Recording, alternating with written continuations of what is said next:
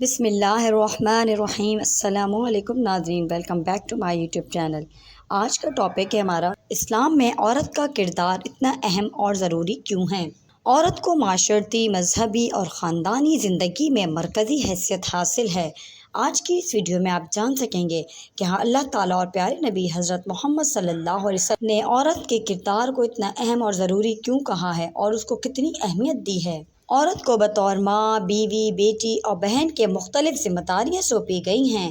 ماں کے قدموں تلے جنت کی بشارت دی گئی ہے اور بیوی کے طور پر وہ اپنے شوہر کے لیے سکون اور محبت کا ذریعہ ہے۔ بیٹی اللہ کی رحمت ہے اور اپنے ماں باپ سے بہت زیادہ اور بہن بھائیوں سے پیار کرتی ہے، اور بہن بہت زیادہ جان دینے والی اپنے بھائیوں کے اوپر، اپنی بہن سب کے اوپر، اس لیے اتنی زیادہ اہمیت دی گئی ہے۔ عورتوں کو ہر معاملے میں اللہ تعالیٰ نے اور پیارے نبی صلی اللہ علیہ وسلم نے آگے رکھا ہے۔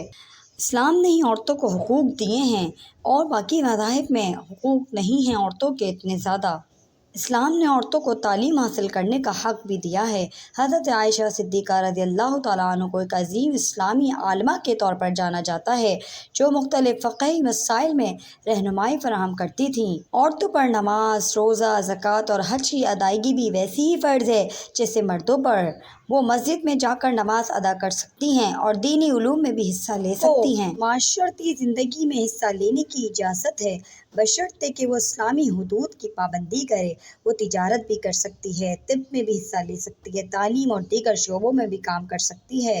اور آج کل تو ہر شعبے میں ہی عورت آگے سے آگے جا رہی ہے، جہاز بھی اڑا رہی ہے، ٹرک بھی چلا رہی ہے، لیکن اسلام کے دائرے میں رہ کر یہ سب کام کرنا جائز ہے۔ اسلام نے عورتوں کو وراثت میں بھی حق دیا ہے، نکاح میں اپنی مرضی شامل کرنے کا حق دیا ہے اور انہیں عزت و احترام سے نوازا گیا ہے۔ بہت سے لوگ عورتوں کا حق کھانے کے لیے تلے ہوئے ہوتے ہیں، لیکن قرآن پاک میں اللہ تعالیٰ نے صاف صاف سب کے حق بتا دیے ہیں۔ عورتوں کو اپنے مال کی مالک بننے کا حق دیا گیا ہے اور وہ تجارت یا محنت مزدوری بھی کر سکتی ہیں۔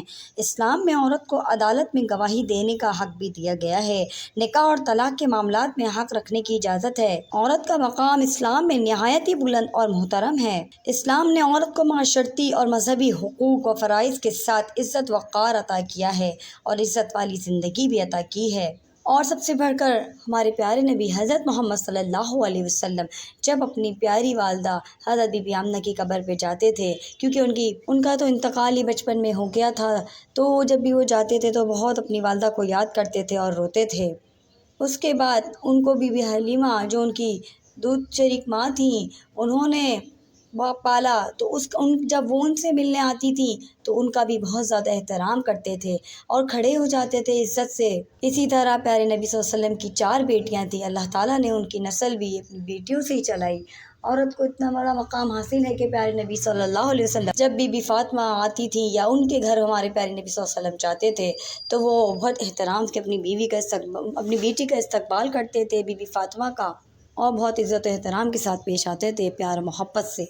ناظرین کرام، امید کرتی ہوں آج کی ویڈیو اچھی لگی ہوگی۔ پلیز لائک، سبسکرائب اور شیئر کرتے رہیے، اور اگر اسی طرح کی انفارمیٹیو ویڈیوز چاہیے تو آپ اس ویڈیو کو آگے سے آگے شیئر کرتے رہیے۔ جزاک اللہ خیراً۔ اللہ حافظ۔